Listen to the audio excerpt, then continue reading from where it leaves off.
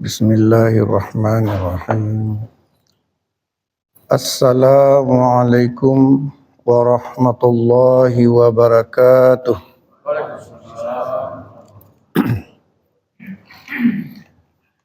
Innal hamdalillah nahmaduhu wa nasta'inuhu wa nastaghfiruh wa na'udzu billahi min syururi anfusina wa min sayyiati a'malina.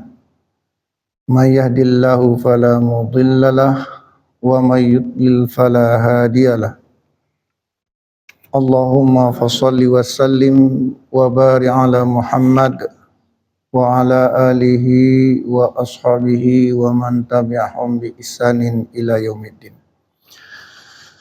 Hamba Allah, jamaah Balai Tajuddin Nyaman yang dimuliakan oleh Allah. Kita lanjutkan pengajian kita mensyarah kitab Mukhtasar Riyadhus Shalihin. Alhamdulillah pada malam ini telah sampai pada bab yang ke-13 ya. Babu bayan kasratit turuqil khair. Ya, bab bayan itu apa artinya? Penjelasan ya.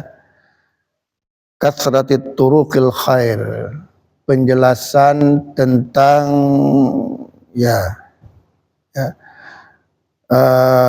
banyak jalan-jalan kebaikan, penjelasan tentang jalan-jalan kebanyakan jalan-jalan kebaikan ya. Banyaknya jalan-jalan kebaikan ya. Jadi bab tentang penjelasan banyaknya jalan-jalan kebaikan. Nah ini ya, bab ini yang kita bahas pada malam ini. Kita mulai dalam kitab ini dicantumkan firman Allah dalam surah Al-Baqarah ayat 215. Allah berfirman, qala Allah Ta'ala, Allah berfirman, wa ma taf'alu min khairin fa innallaha bihi alim. Ya. Wa ma taf'alu min khairin fa innallaha bihi alim. Artinya apa? Ya, apa saja yang kamu kerjakan, wa ma taf'alu min khairin, apa saja yang kamu kerjakan dalam hal kebaikan, fa innallaha, maka sesungguhnya Allah bihi alim, mengetahuinya. Jadi hamba Allah, ayat ini salah satu dalil bahwa dalam kita mengerjakan kebaikan, dalam melakukan berbagai macam kebaikan dan amal soleh, dalam beribadah, itu tidak perlu harus kita umumkan kepada manusia, karena Allah mengetahui. Ya.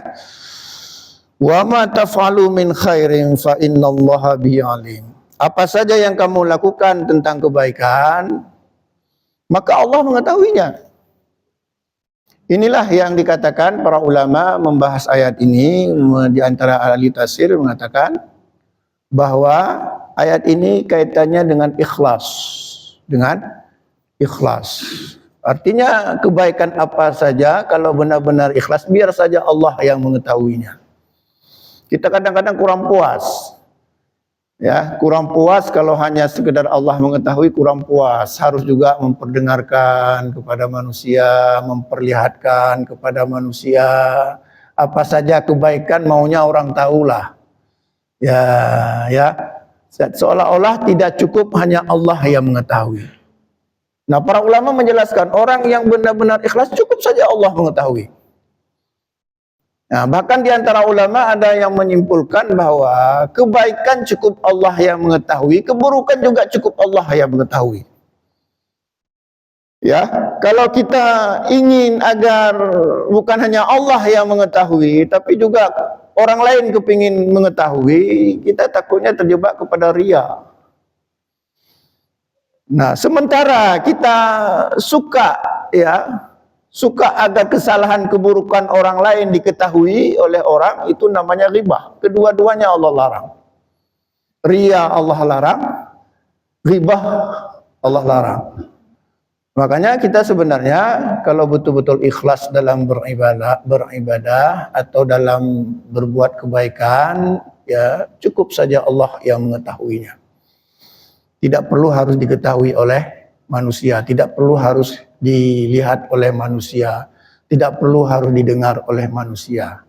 Demikian juga keburukan kita tutup, Allah pun menutup, tidak perlu kita bongkar ke orang lain. Ya.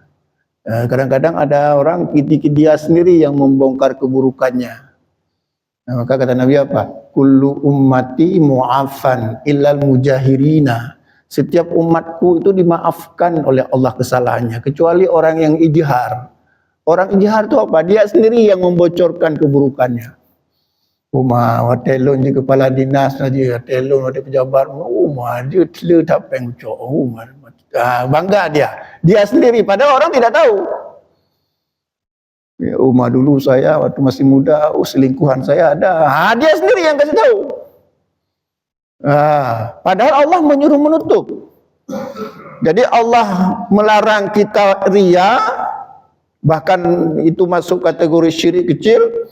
Allah juga melarang kita ghibah. Nah, ya, jadi orang-orang ikhlas berdasarkan ayat ini cukup Allah yang mengetahuinya. Makanya para ulama mengatakan asal dari zikir itu tersembunyi. Kecuali ada zikir yang ada dalilnya dijaharkan, dinampakkan. Nah, kenapa? Ya, kita ulang lagi, ada hadis dari Abu Musa al-Asy'ari. Kata Abu Musa al-Asy'ari, kunna ma'a Nabi sallallahu alaihi wasallam. Kunna ma'a Rasulillah sallallahu alaihi wasallam. Kami pernah bersama Nabi sallallahu alaihi wasallam. Fakunna idza asyrafna ala wadin. Ketika kami sampai di sebuah lembah, halalna wa kabbarna irtafa'at aswatuna. Dalam riwayat lain dikatakan wa ala aswatuna. Apa artinya? Kata Abu Musa al-Asy'ari, kami bersafar bersama Rasulullah. Ketika sampai di sebuah lembah, begitu capeknya. Lembah itu kan apa? Lembah itu kan turun naik. Halalna wa kabarna wa ala sautuna. Dalam riwayat lain irtafa'at aswatuna.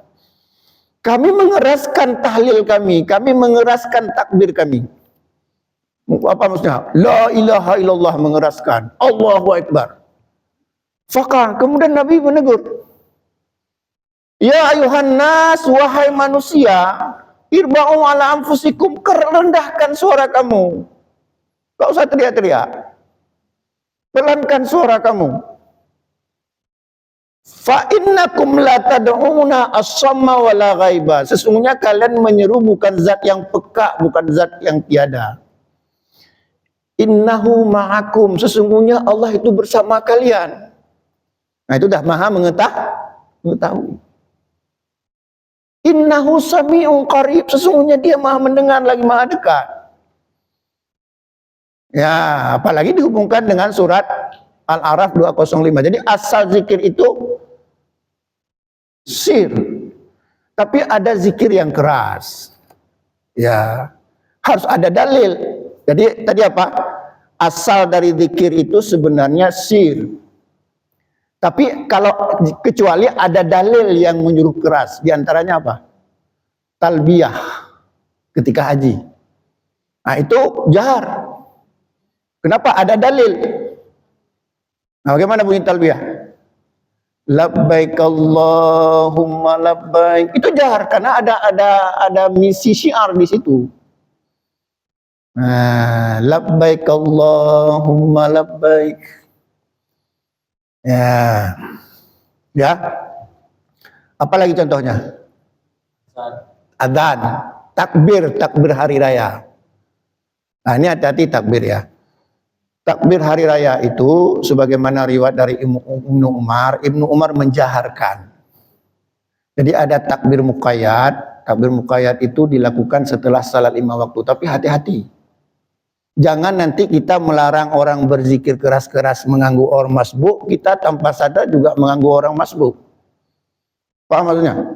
Habis salat langsung kita zikir, padahal orang masbuk. Mengganggu nggak salat dia? Mengganggu, jadi itu nggak perlu. Lagi pula nggak ada riwayat yang jelas. Itu hanya kebiasaan sebagian sahabat berzikir setelah salat, artinya yang tidak mengganggu orang masbuk. Ya, ada sebagian sahabat, ya, seperti Ibnu Umar, Ibnu Abbas, ya, ada sebagian sahabat, ya, mereka itu bertakbir setelah salat, artinya setelah selesai kita dengan urusan-urusan salat yang berzikir dan tidak mengganggu orang masbuk. Tidak ada riwayat yang jelas dari Nabi setelah salat 5 waktu langsung bertakbir keras, itu tidak ada. Itu hanya perbuatan sebagian sahabat. Dan bukan hanya di selesai salat, bahkan pergi ke pasar juga bertakbir. Ibnu Umar ketika keluar dari rumah menuju tanah lapang tempat pelaksanaan Idul Fitri itu bertakbir. Jadi kita kadang-kadang salah kaprah. Kita habis salat 5 waktu langsung berzikir. Padahal orang masih salat, itu ada yang masbuk. Kita selama ini melarang orang zikir keras-keras diantaranya karena mengganggu orang salat kan. Nah sekarang kita takbir keras-keras itu nggak mengganggu orang salat.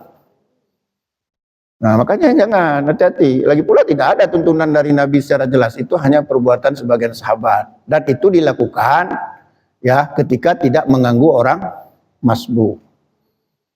Sementara Nabi berzikir pada Idul Adha, hadisnya yang menunjukkan bahwa Nabi ya berzikir pada subuh hari Arafah hingga hari Tasyrik hingga asar hari Tasyrik, itu menjelaskan bahwa setelah subuh bukan berarti setelah salat langsung berzikir, tidak.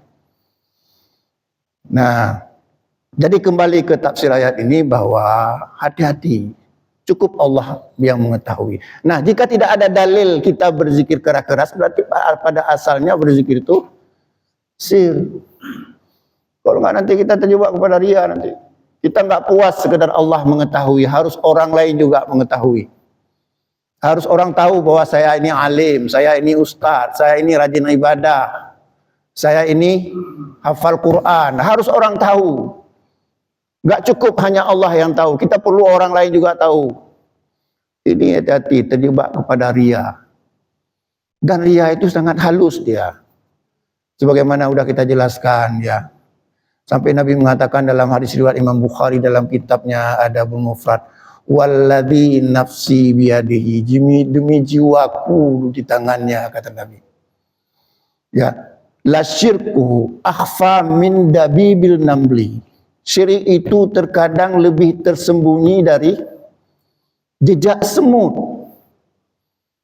Nah, kemudian Nabi mengatakan, ala adulluka ala syai'in idza qultahu zahaba angka qaliluhu wa katsiruhu. Maukah aku ajarkan pada kalian, kata Nabi, satu doa di mana doa itu bisa menghapus kesyirikan, syirik yang kecil tadi sedikit maupun banyak.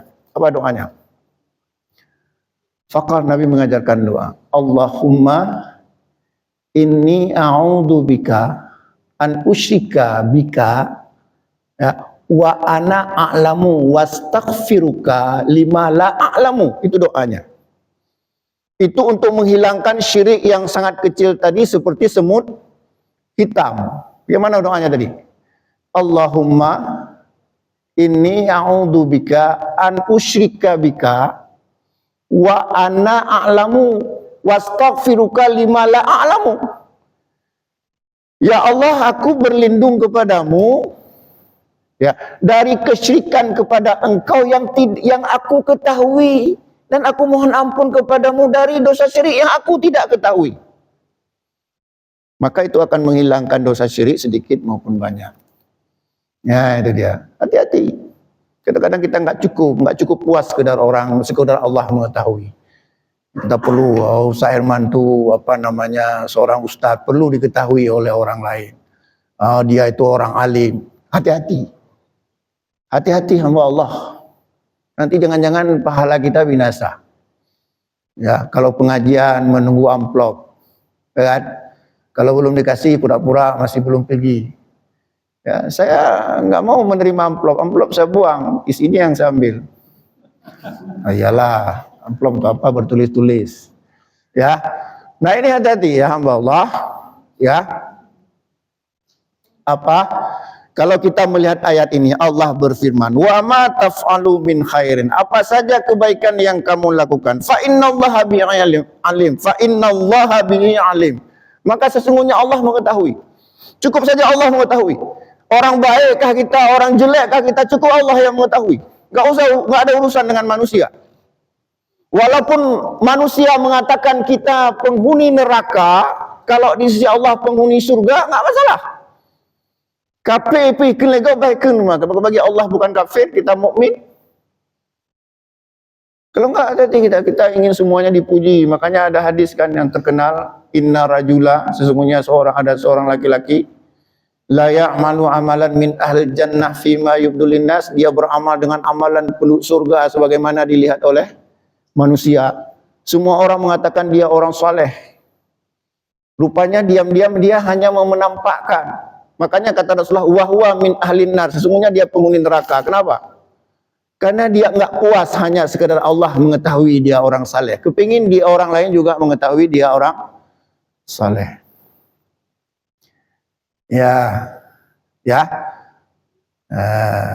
Sampai Nabi mengatakan hadis yang cukup sering kita sampaikan apa? Inna akhwafa ma akhafu alaikum asyirkul asghar. Hadis ini cukup terkenal dari sahabat Mahmud bin Labid. Inna akhwafa ma akhafu alaikum, yang paling aku takutkan pada kalian, kata Nabi, asyirkul asghar, syirik kecil. Qalu, para sahabat bertanya, ya, wa ma syirkul asghar ya Rasulullah, apa itu syirik kecil wahai Rasulullah? Faqala, Nabi menjawab apa? Ar-riya. Nabi syirik besar nggak takut. Kenapa? Semua orang tahu. Ya, kalau syirik besar mudah mengenalinya. Yang paling takut Nabi syirik kecil karena kita nggak tahu. Makanya kita berdoa dengan doa tadi, apa doanya? Allahumma inni a'udzubika an usyrika bika wa ana a'lamu wastaghfiruka lima la a'lamu. Ya Allah, aku berlindung kepadamu dari dosa syirik yang aku ketahui dan yang tidak aku ketahui. Ya. Itu untuk menjaga kita dari syirik kecil tadi itu. Ya. Kan gitu kan?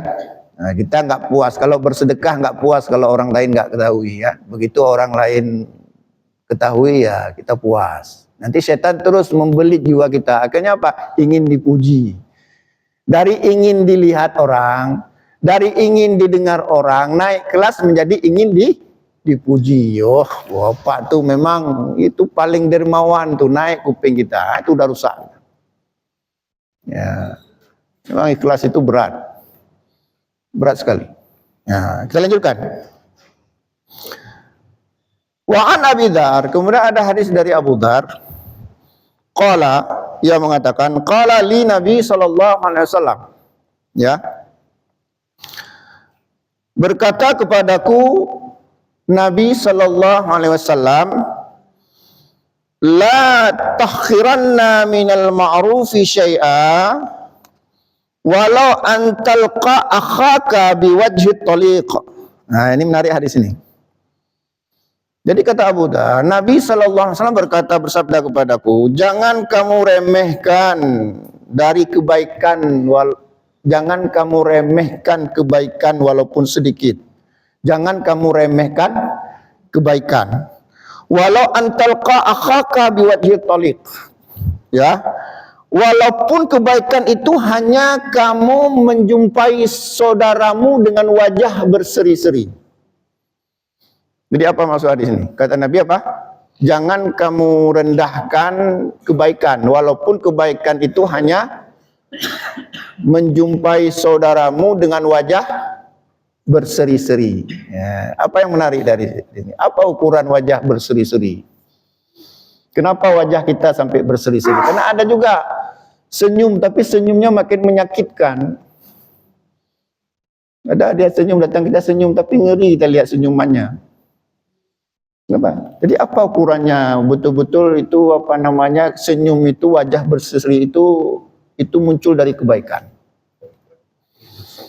Ya. Ada dua, para ulama menjelaskan ada dua. Yang pertama berseri-seri dari sisi fisik. Kenapa? Kenapa berseri-seri dari sisi fisik? Apa karena bersolek? Bukan. Nah, coba perhatikan hadis ini, ya. Rasulullah sallallahu alaihi wasallam bersabda, ya. Inna ummati, ya, ini dari sahabat Abu Hurairah. Ya, sahabat Abu Hurairah. Inna ummati, sesungguhnya umatku. Ya, sesungguhnya umatku. Inna ummati yud'auna yaumal qiyamah, ya, ghurral muhajjilina min atharil wudu. Ya, sesungguhnya umatku akan datang pada hari kiamat ghurral muhajjilina, ghurral muhajjalina, ya, min atharil wudu.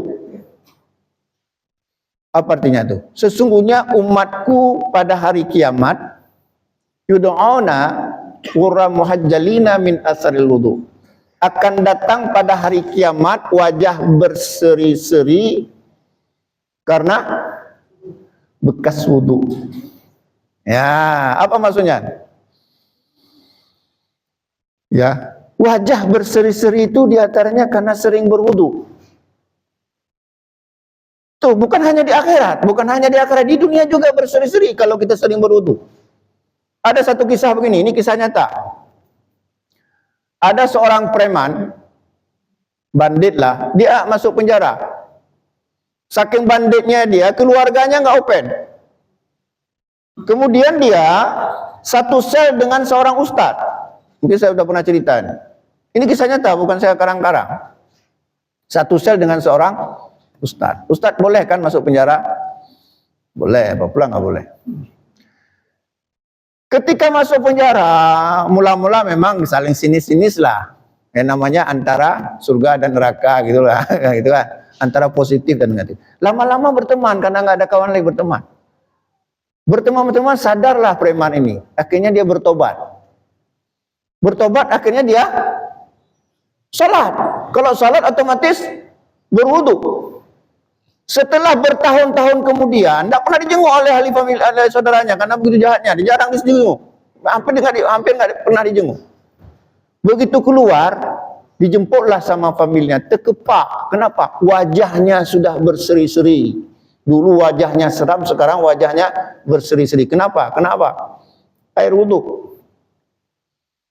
Nah, itu di dunia. Air wudhu itu luar biasa, maka nggak perlu kita pakai apa skincare, apa namanya, tempel-tempel skin, nggak perlu, cukup air wudhu saja sudah membuat kita berseri-seri. Itu dalil itu. Bahkan di akhirat nanti kita bercahaya itu. Sampai Nabi mengatakan, ya, famanistata'a minkum ayutila ghurratahu falyaf'al. Barang siapa yang ingin memanjangkan cahaya di wajahnya dan juga di bekas-bekas wudunya, maka hendaklah dia memanjangkan cahaya. Memanjangkan cahaya maksudnya apa? Ya, dia berwudu, ya, bukan hanya sekedar basah yang wajib seperti wajah, tapi juga leher. Itu memanjangkan cahaya. Jadi orang berwudu di akhirat nanti wajahnya berseri-seri. Di dunia juga berseri-seri. Makanya saya lihat nih wajah-wajah, kenapa berseri-seri? Karena berwudu nih. Coba lihat orang yang nggak pernah kena air wudu, wajahnya itu mati. Ya, Pak? Wajahnya, kulitnya itu mati. Ya. Nah, kemudian ada sedikit ya. Kadang-kadang kebiasaan orang kan, Ini mohon maaf ya, biasanya kaum perempuan ya, tapi bukan ibu-ibu ya. Dia suka pakai apa? Skincare. Ya, entah apa-apa ditaruh. Ya, dalam kulit makhluk hidup bukan hanya manusia, ada namanya qidun, ya qidun masalah. Itu air kulit, minyak kulit. Minyak kulit.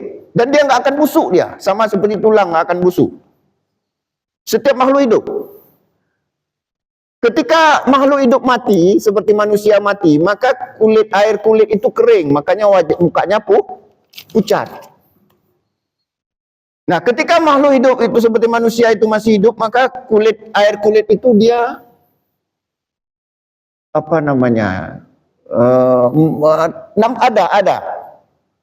Ada.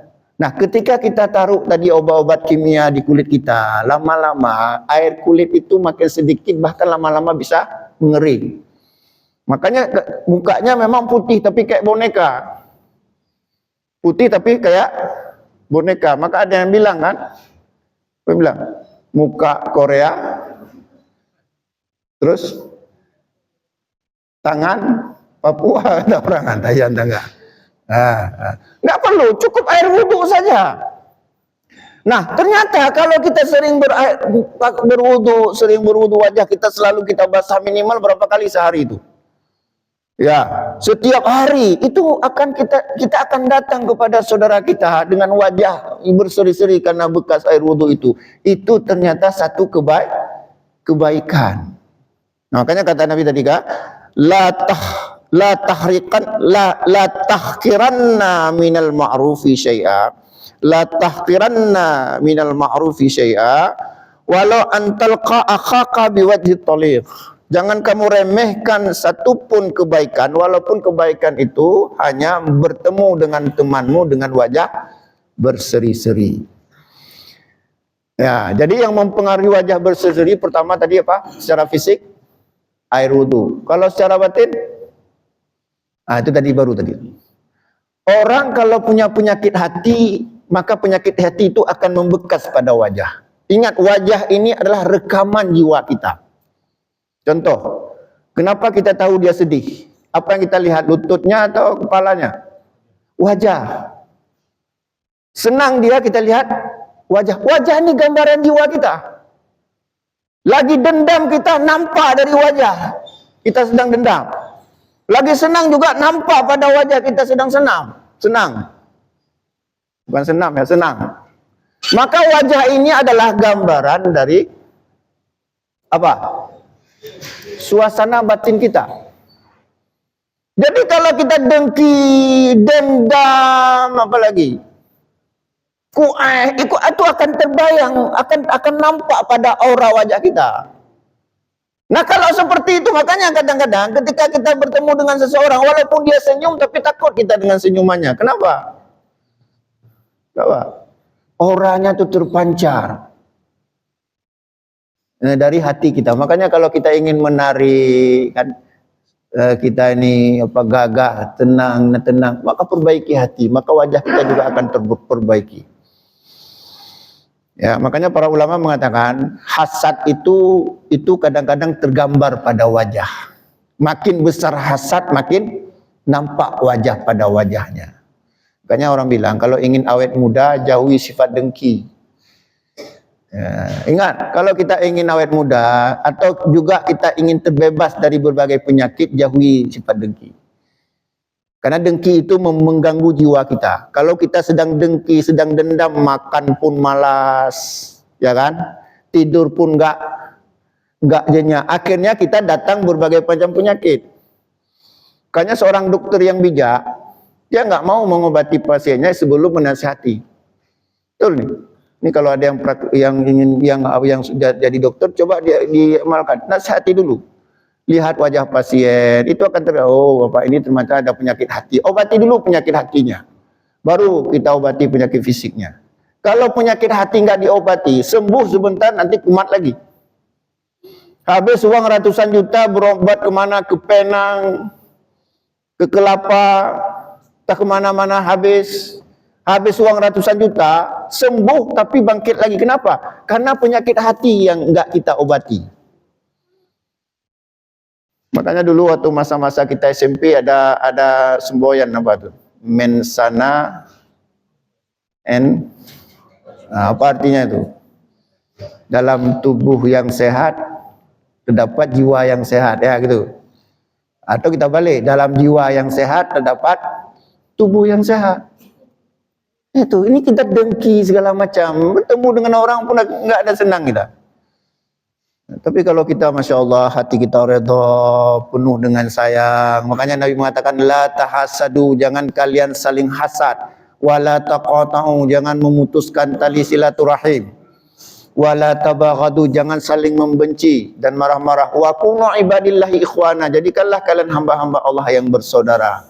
Jumpailah saudara kalian, jumpai saudara kita, ya, dengan wajah berseri-seri, tunjukkan persahabatan. Ini ada orang kadang-kadang senyum makin menakutkan. Senyumnya, aduh, takut kita. Ada orang nggak senyum pun senang kita lihatnya, marah pun senang kita lihatnya. Marah pun senang kita lihatnya, marah pun kayak senyum dia. Kenapa? Hatinya penuh dengan keridhaan. Ya, kita lanjutkan. Sudah ya satu ayat tadi, kemudian satu hadis. Sekarang kita lanjutkan pada hadis ketiga. Nanti baru tanya jawab.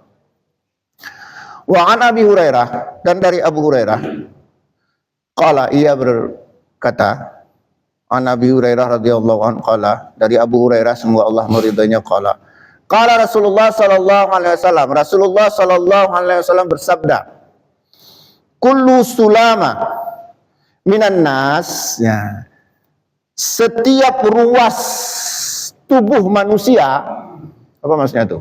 Setiap persendian tubuh manusia, apa persendian?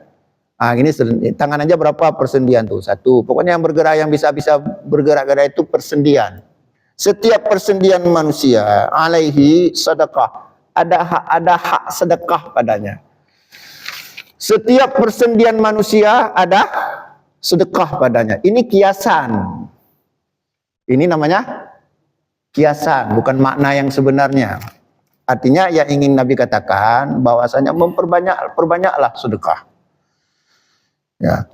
Kulla yaumin tatlu'u fihi asyam, yang dimana sedekah itu dikeluarkan pada setiap hari ketika terbit matahari.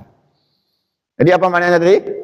Setiap ruas persendian dalam tubuh manusia ada sedekah yang harus dikeluarkan setiap hari ketika terbit matahari. Apa saja? Ta'dilu bainal usnaini sadaqah. Yang pertama, adil di antara dua orang laki-laki. Adil, ya. Adil dalam memutuskan perkara dua orang itu sedekah. Ya, berarti keadilan itu sedekah. Ya, ini menarik ini, karena selama ini seolah-olah kita pahami sedekah itu dalam bentuk materi. Ternyata keadilan yang sifatnya abstrak itu juga sedekah. Nah, Nabi bahkan mencantumkan di sini pada hal pertama. Jadi apa? Ta'dilu bainal usnain sedekah. Adil dalam memutuskan perkara dua orang itu sedekah. Masih ingat? Ada 7, ya, ada 7 orang yang dilindungi oleh Allah pada hari kiamat.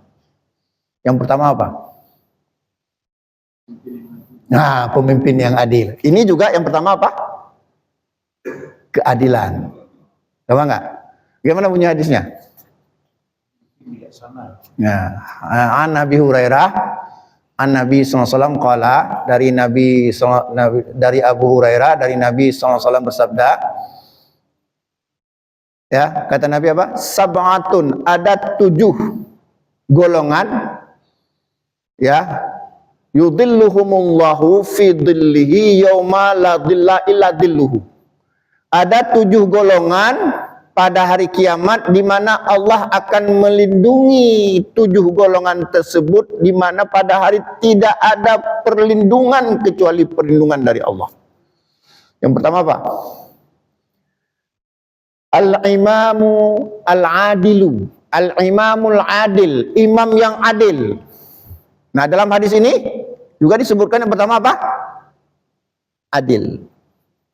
Al-imamul adil, imam yang adil. Itu akan mendapat perlindungan dari Allah. Yang kedua apa? Nah, menurut saya kan ada 7 tadi. Ini segera tes saja. Yang pertama tadi apa? Kata Nabi. Kan kata Nabi ada 7 golongan Allah akan melindunginya pada hari kiamat. Yang pertama al-imamul adil, imam yang adil. Yang kedua apa? Seorang anak muda yang terikat hatinya. Ya.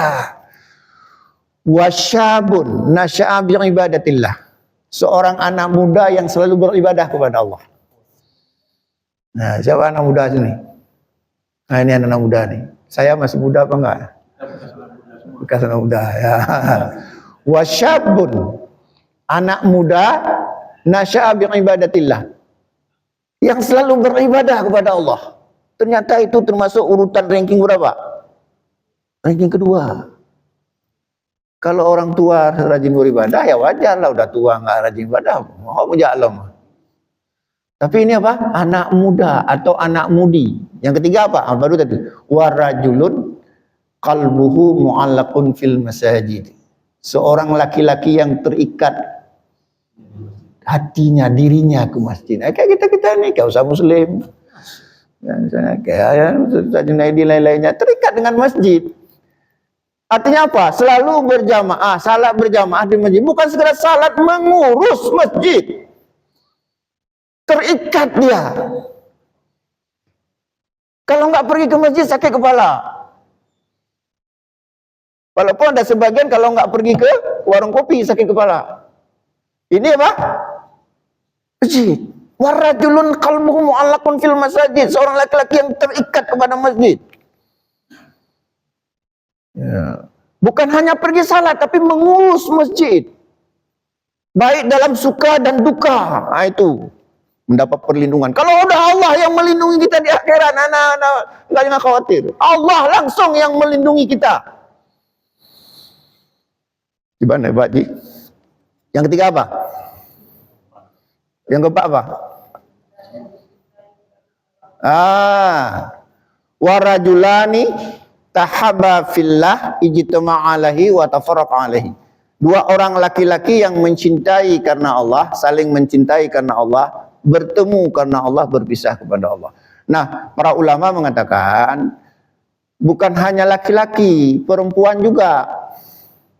Kecuali tadi laki-laki yang terikat kepada masjid itu memang bentuknya bentuk khusus laki-laki, bukan perempuan. Karena laki-laki itu wajib salat berjamaah di masjid. Tapi kalau 2 orang saling mencintai ini karena Allah, bukan laki-laki dan perempuan ya.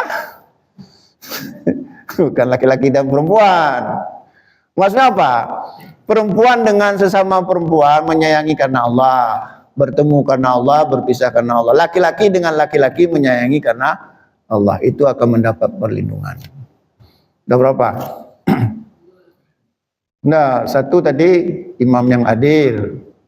Kedua, muda-mudi yang selalu beribadah. Yang ketiga,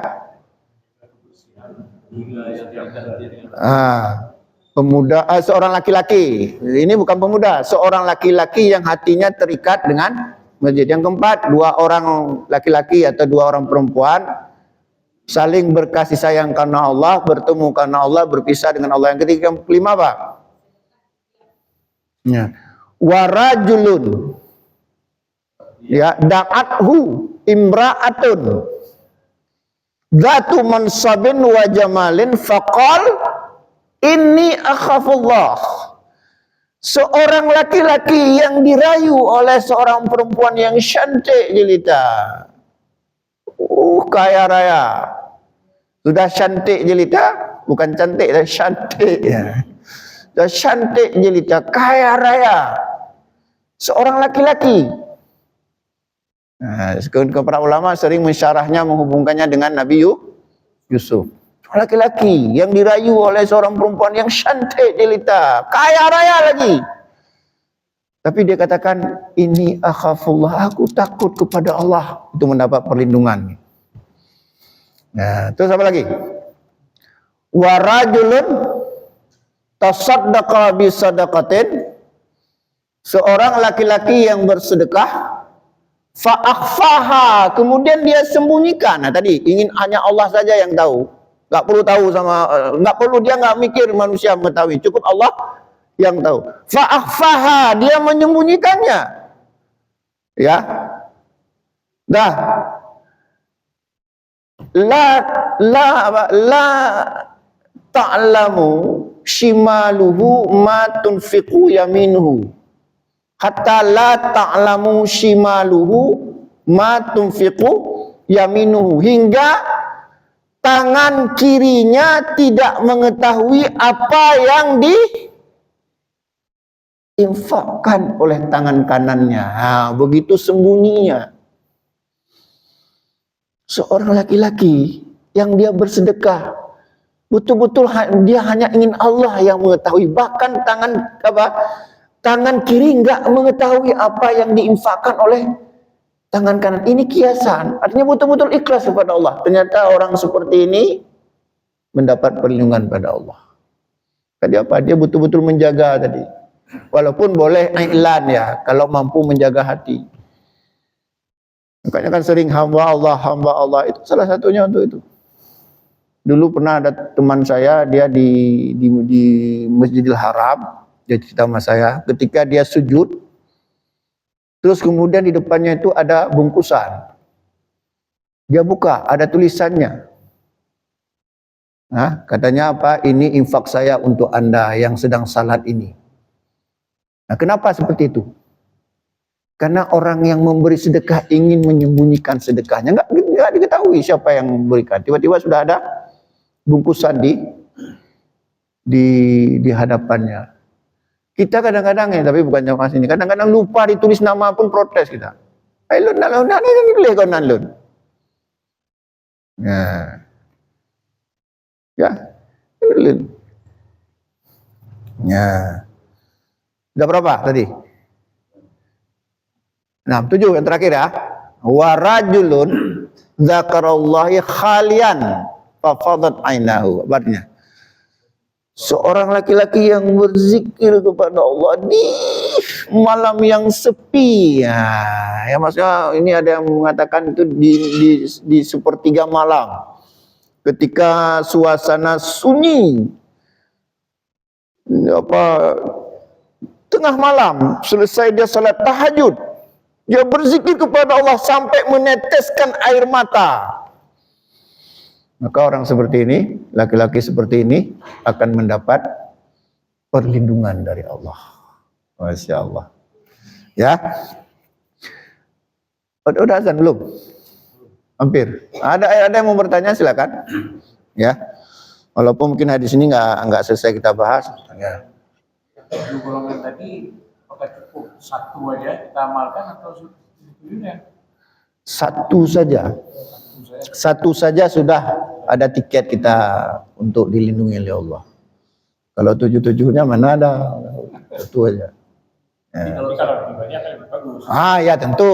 Jangan salah juga lah. Satu kita amalkan, yang lain kita langgar. Oh itu enggak boleh juga. ya. Enak rayu sama wanita.